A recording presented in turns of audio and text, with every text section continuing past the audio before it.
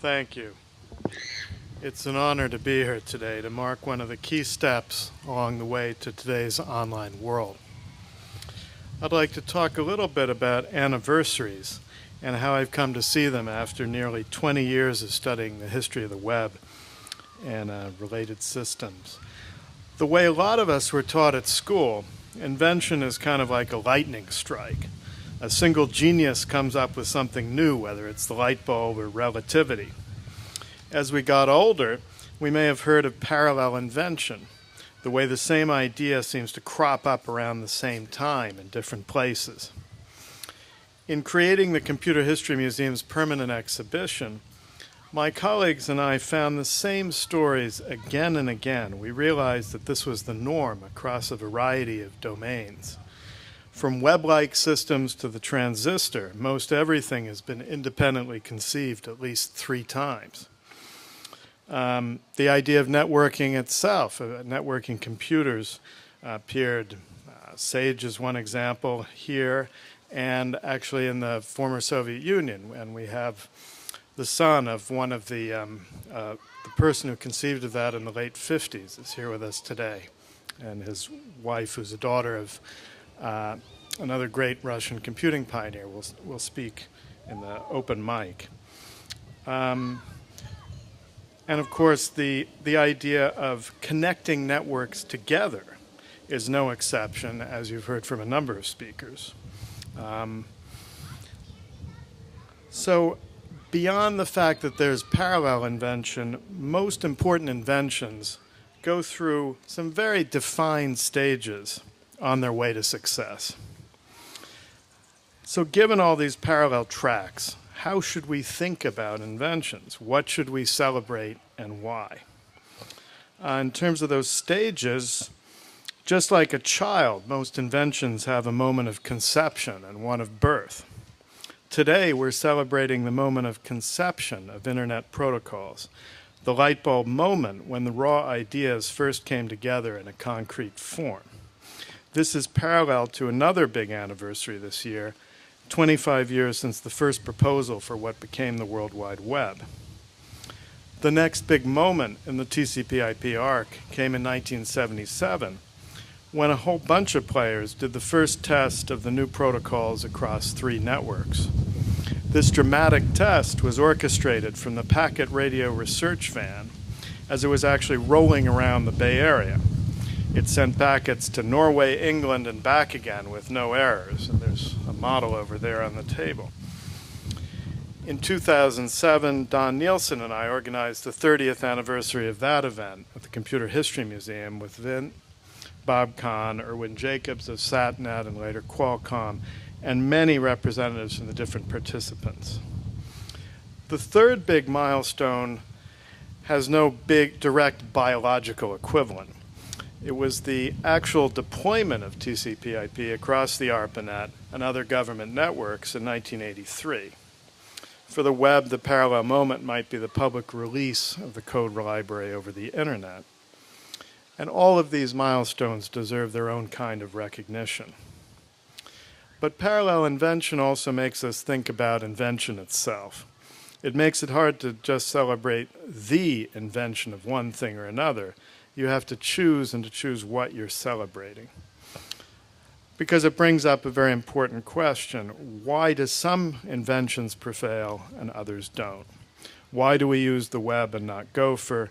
Why did TCP/IP and not OSI or PUP become the basic transport mechanism for everything from web pages to movies to newspapers and emails and tweets and the images on baby monitors? Part of the answer is, of course, chance. Because there are so many parallel tracks, it doesn't always take a lot to switch from one to another. Had the administration in France not changed a particular moment in the late 1970s and cut funding for Louis Pouzan's Cyclade network, the history of both TCP and certainly OSI might have been quite different. Had the web not become public domain the same spring that its rival Gopher started charging, we might have our sites administrated by Gopher masters today. Another obvious factor in TCP/IP's success is that ARPA's efforts were a lot bigger and better funded than, say, the National Physical Laboratory in England or Louis Poussin's Cyclades team in France. But there were other factors which are unique. First, there's the fact that unlike Cyclades or NPL, ARPA as an institution had a very practical need to connect different kinds of networks together because it had a lot of them. At the end of the 60s, Bob Taylor had funded the creation of the ARPANET and also AlohaNet in Hawaii. By the early 1970s, Bob Kahn was in the process of commissioning two more, the packet radio network and the satellite network. If they couldn't talk to each other, it would be a very big problem. So for ARPA, internetworking wasn't just an experiment, it was a very concrete need. And the second unique success factor is one of culture and collaboration. And other people have talked a little bit about this.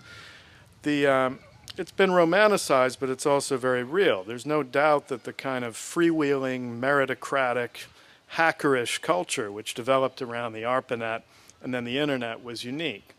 It was different than what developed around other organizations, both in kind and in degree. And Vint Cerf and Bob Kahn spent really key parts of their careers in that world of early RFCs and open collaboration, whose values are famously characterized as rough consensus and running code. Programmers within Cyclades and the English NPL may have potentially fit into the same culture, but there weren't enough of them together to reach a critical mass. PARC was in fact a part of that same culture, but its researchers' urge to share and collaborate was limited by corporate needs and policy. And the internet culture had a very direct influence later on the web. Ben Siegel was a person who brought the internet to CERN, where the web was born, and was one of Tim Berners-Lee's key mentors.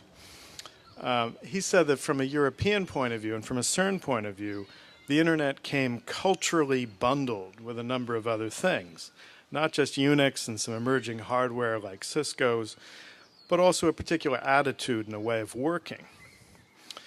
Tim Berners-Lee became a huge admirer of the internet and its culture, and while technically the web could run over other networks, it was forged within that culture of open standards and collaboration and working groups, birds of a feather, and more. And in fact, that's what gave the web its particular niche. In the late 1980s, the internet was quietly winning over other standards, even if not everybody realized it at the time. Many insiders told interviewers then that the OSI was going to be the ultimate future of internetworking. TCP/IP was a transition phase.